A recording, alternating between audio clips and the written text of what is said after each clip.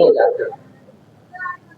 और ऐसे ब्रह्मा 10 होंगे, तब शंकर जी के 1 दिन होते।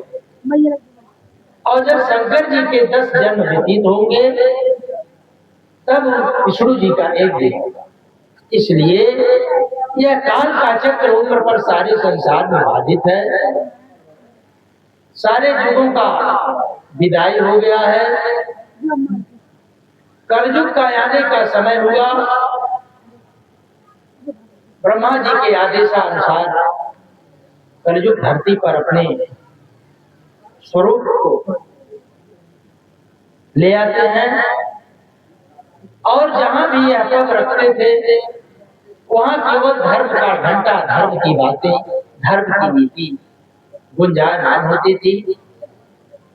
कलयुग धरती पर बैठ करके विचार करने लगा कि हमारा नाम कलयुग है। काला विचार, काला स्वरूप और काला वस्त्र, जिसके तीनों काले हैं, वह कहां अपने जीवन को व्यतीत करेगा। जाकर के जंगल में प्रवेश किया।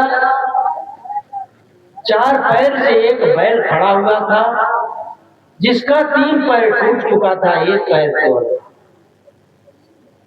बड़े जोरों से अपने अस्त्र से उस बैल के ऊपर कुठाराघात करना चाहा।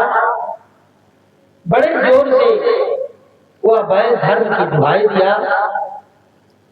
राजा परीक्षित जंगल में शिकार खेलने गए थे। जब यह बैल की आवाज को सुने, बड़े जोर से आवाज लगाए कि हे धर्म पुरुष, आप चिंता मत करें, हम आ रहे हैं। जैसे ही बड़े जोरों से यह राजा परीक्षित की आवाज को कलयुग सुना, वह तत्काल अपने अस्त्र को ऊपर ही खड़ा करके नीचे गिरा दिया। राजा परीक्षित पहुंचते हैं। कलयुग के स्वरूप को देख करके अस्त्र को उठा लिए और सोचने लगे किसे मृत्यु दंड दे दें। तत्काल यह राजा परीक्षित के आंखों के रुख को पहचान जाता है कि यह तो धर्म सम्राट हैं। अगर हम इनके मनोनुकूल बात नहीं करेंगे तो हमें मृत्यु दे सकते हैं। तत्काल हाथ जोड़ करके क्षमा याचना करने लगा। वह बैल कौन था? वह धर्म था। 3 युग व्यतीत हो गया, 3 पैर उनका समाप्त हो गया था।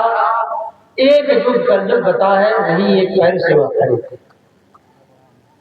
धर्म की दुहाई देते हुए राजा परीक्षित ने कहा कि तुम कौन हो? कहा कि प्रभु, हम चारों भाइयों का ब्रह्मा जी के द्वारा समय निश्चित है। हमसे जो श्रेष्ठ भाई थे वह अपने समय को धरती से पूरा करके परम धाम को चले गए। चौथे पर हम इस धरती का स्वामी, तीनों लोगों का विराजमान है। लेकिन हमारे रहने का स्थान तो आपके कहीं राज्य में दिखाई ही नहीं दे रहा है। कहने लगे कि तुम नहीं जानते हो, हम राजा परीक्षित हैं। हमारे इच्छा से जो कुछ करेंगे, रहना है करोगे, तभी मेरे साम्राज्य में रह सकते। कहा कि प्रभु, हमारा नाम कलयुग है और हमारा गलत व्यवस्था, गलत विचार, गलत समय ही संबंध है। तो फिर बताएं हम अपने वैभव, अपने साम्राज्य को कहां? कहने लगे देखो, जैसे सारी प्रजा हमारे राज्य में खा रही है, कर रही है, उसी तरह से तुम भी अपने जीवन को यापन करो। कलयुग मुस्कुराने लगा। कहा कि प्रभु, आप बड़े दयालु राजा हैं, आप मुझे रहने के लिए कहीं स्थान दें।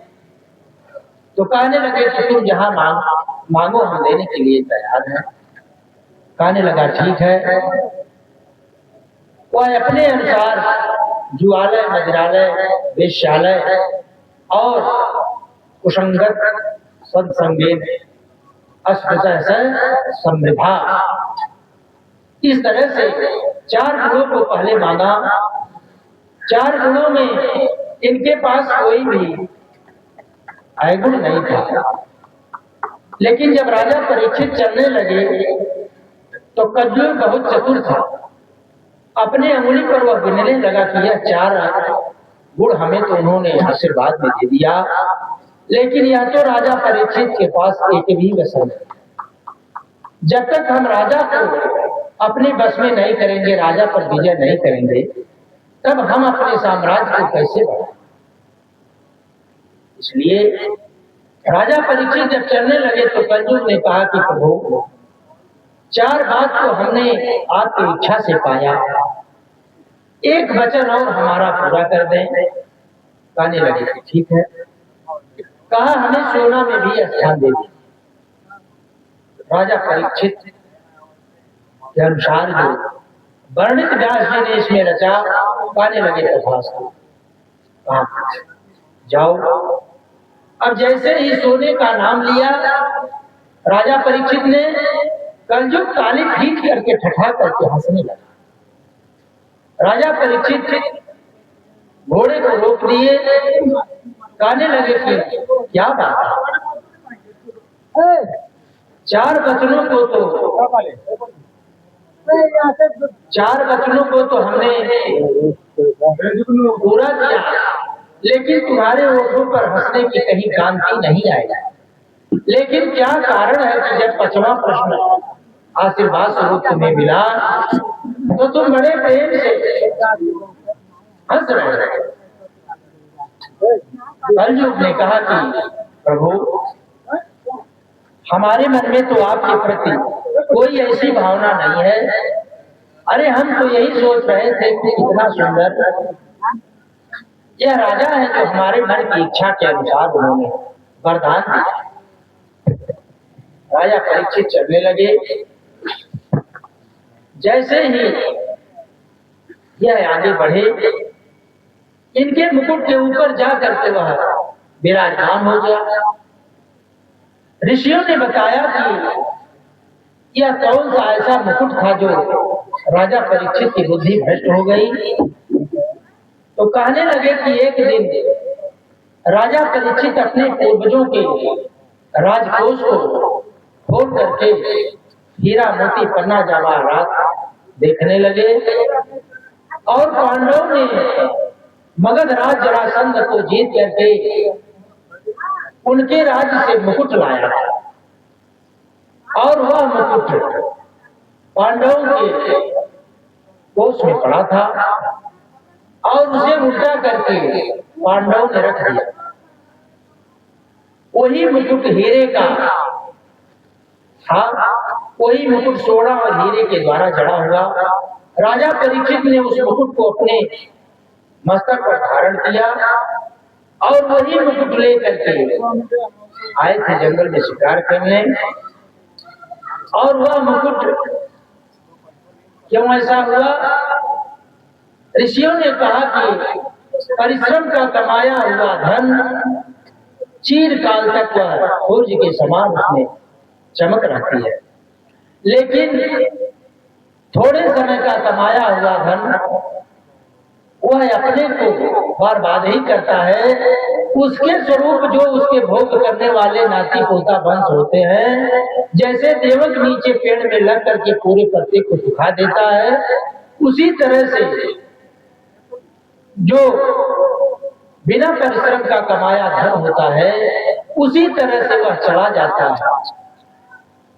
इस तरह से ऋषियों ने बताया कि जरासंध एक असुर था, और वह बड़े बड़े राजाओं को सता करके और वह लूट करके मुकुट और सोना चांदी हीरा मोती एकत्रित किया था। कहीं हीरा मोती और पन्ना जवाहरात उसके पितरों का, उसके पूर्वजों का रखा हुआ था। तो इस तरह से राजा परीक्षित वही मुकुट लगा करके आए थे। जब कलयुग को वरदान दे करके आगे जाने लगे, कलयुग जाकर के उनके मुकुट पर सवार था, और बड़े जोरों से उनकी गला सूखने लगी। प्यास के वशीभूत ऐसा उनके मन में बौखलाहट हुआ।